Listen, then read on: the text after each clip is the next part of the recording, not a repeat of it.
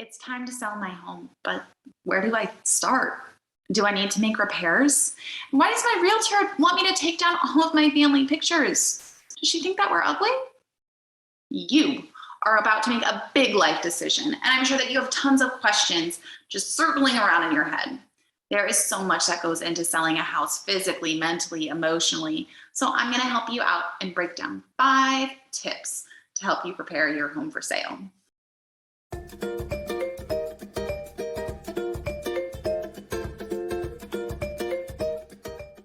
Hey everyone, I'm Cami Coupland, a licensed real estate agent here in Orlando, Florida, and the surrounding areas. And no, your realtor does not think that your family is ugly. Alrighty, let's jump right in and start with tip number 1.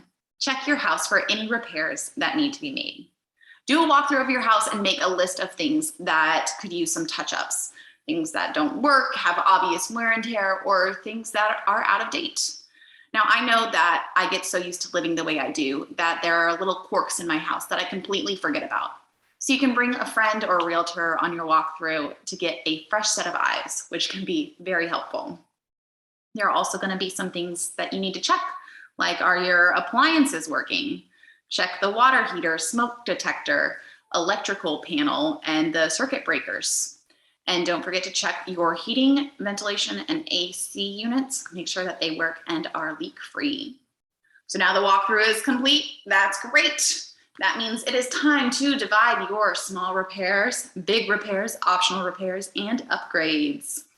Small repairs are going to be the things that you can fix yourself, like putting oil on a squeaky door or tightening that kitchen cabinet that you have to lift in order to close it. They're quick and easy fixes, but it's important to fix them because they could turn a buyer away or make them question if there's neglect or underlying issues below the surface. Your big repairs are going to be the repairs that you need to fix, but you have to hire a professional to do them. These are things like roof leaks, mold, outlets that don't work, or anything that presents a safety hazard or could cause a buyer's loan to fall through. If you're unsure what to check, you can hire a pre-sale inspector to come out to your home. They'll test everything and let you know what's going on in your house. They can cost anywhere from like $200 to $600, depending on the size of your house and what inspector you use. And one more note on that, if you do hire a contractor, make sure to keep the receipts from the repairs as proof for the buyers. And if you have to replace any appliances or have any appliances with existing warranties, make sure that that info is in a known and easily accessible place. Now we're moving on to optional repairs. They are going to be things that may be unappealing, but aren't necessary to fix before listing your house. They may decrease the value of your house, but they aren't going to make or break the sale. So it's up to you. For example, you may have a crack in the driveway that doesn't look great, but your driveway is still functional. As long as it's not a safety hazard, it's up to you if you want to put in the time and finances to find someone to come out and do it. Finally, upgrades. Upgrades are just modernizing your house to make it more appealing to the buyer. They may include like replacing your carpet with hardwood flooring or installing stainless steel appliances. They are going to increase the value of your house, but you should definitely sit down with your realtor and consider the time and cost that it will take to make these upgrades against the impact it's going to actually have against the value of your house before you make any of those decisions. That's going to roll us right along to tip number 2, which is to declutter and clean. That's right, y'all. It's time to go through your junk drawer, your closet, and the dreaded garage of lost toys and tools.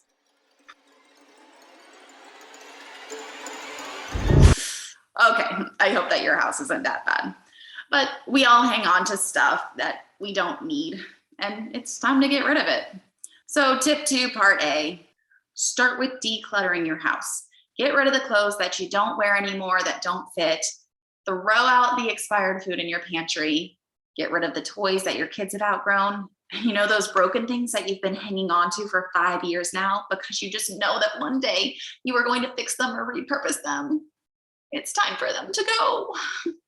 So hold a garage sale or donate your stuff to Goodwill. Whatever you want to do with it, just get it out of the house. Now, if you're downsizing, you're going to need to get rid of stuff anyways. But if you're growing into a larger house and you want to keep everything, don't keep everything. But if you want to keep more than your house will hold, then get a storage unit or ask a friend to store some stuff for you in their garage. I'm not saying you should make your house look empty, unless, of course, you're moving out before you're listing. But just help yourself out by making small areas look bigger with less clutter. Bigger is more appealing. Highlight your big kitchen and extra storage space by cleaning out the space so that the future buyer can see that it's there. If there's something that you need to keep but you don't have a great place for it, don't just throw it into a junk drawer. Get a nice box and then store it in there. Hide it on the top shelf of your closet or under your bed. You can also think about rearranging furniture because you don't want to block any entryways and you don't want to hide any of the great features of the room. If you have a small living room, consider putting that accent chair or coffee table, side table into storage for now, just so that the space is more open and there are clear walkways. Now, if you're feeling really fancy, you can hire a professional organizer or an interior designer to come over and give you some suggestions. Tip 2, part B, clean. That's right. It's time to pull out the duster and wash your windows, vacuum your floors, and clean the stain out of your tub that's been there forever. Don't forget to dust things like fans, air vents, and even walls. That is going to take us to tip number 3, Zhuzh Up The Place. Is that how you spell zhuzh? I don't know. We're going to go with it. This one is going to take care of the things that we missed in tip 1 and 2. Basically, make things look nice. This could be as big as paying someone to stage your house or as small as replacing the burnt out light bulb in your bathroom. Now, I do want to say that if you're planning on doing some DIY painting, do it right or not at all, because I have seen some really bad paint jobs. If you don't have the proper tools and time to paint, then just hire someone or skip it. When it comes to paying someone to stage your house or renting furniture so that you can stage it yourself, my personal opinion is don't do it. If you're moving out first, then let the buyer see an empty house and talk to your agent about doing some virtual staging pictures online. Now, if you aren't moving out until your house sells, then just use what you have and make it look pretty. At the end of the day, though, it is up to you. But honestly, if your house won't sell unless you have to pay to rent furniture, you got other issues. My theory is just use what you have and make it look nice. Put a tray with a book and some flowers on the coffee table, or add a bowl of fruit to the kitchen counter. Put a wreath on your door with a welcome mat, or consider upgrading your light bulbs to LEDs to brighten and open up the room. You know, it's just that easy peasy stuff that you can do.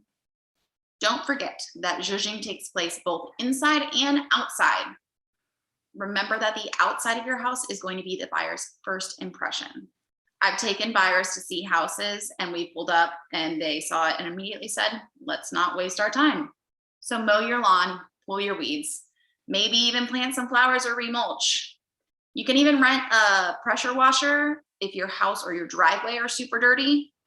Basically, at the end of the day, make your house look nice inside and out.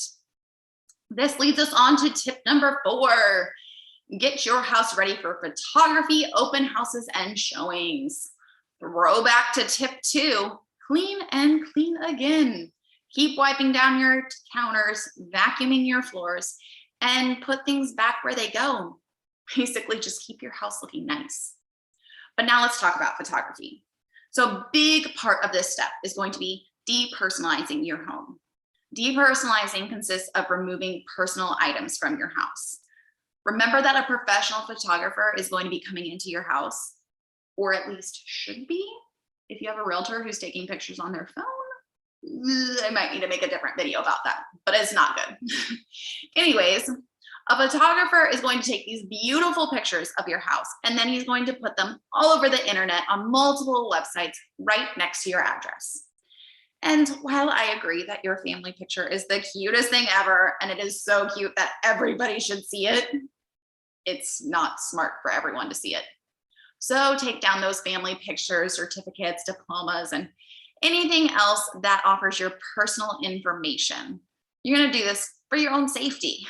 As far as the buyer goes, the goal is to make them walk into your house and picture themselves living there.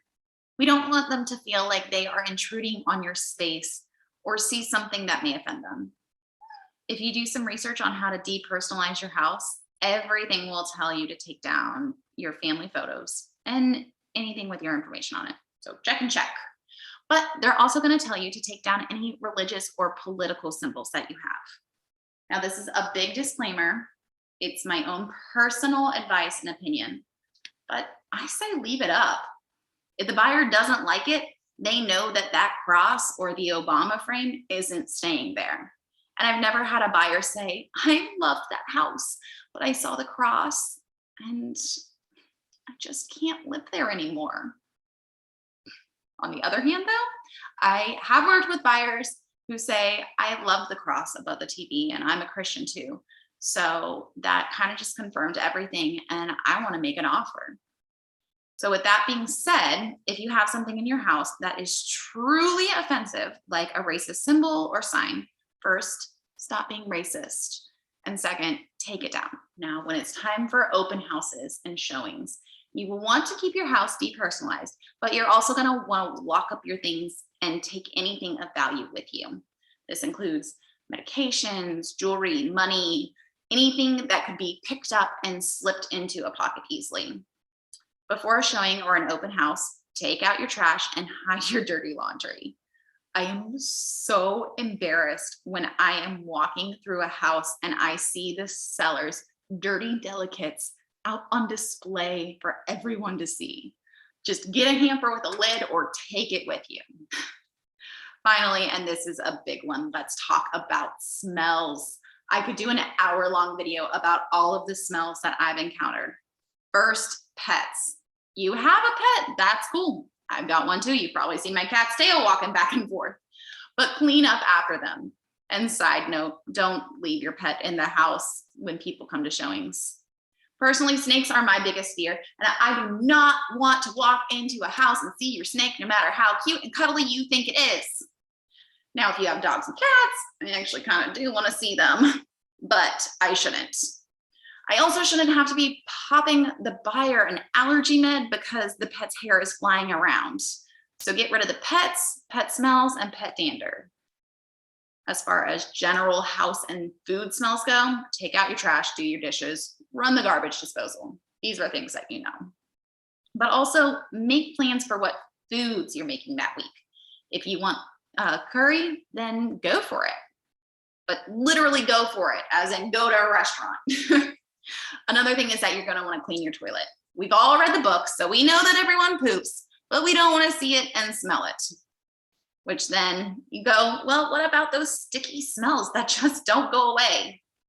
Well, don't cover it up with a strong perfumey spray or incense. And if you're going to leave the house, then don't leave a candle burning. That's just not smart. You can leave a plug-in on a very light setting, or you can bake cookies to leave out with a note for the buyer. There are plenty of options, both good and bad, so definitely run these ideas by a friend or a realtor before doing them. This is going to lead us into tip number 5.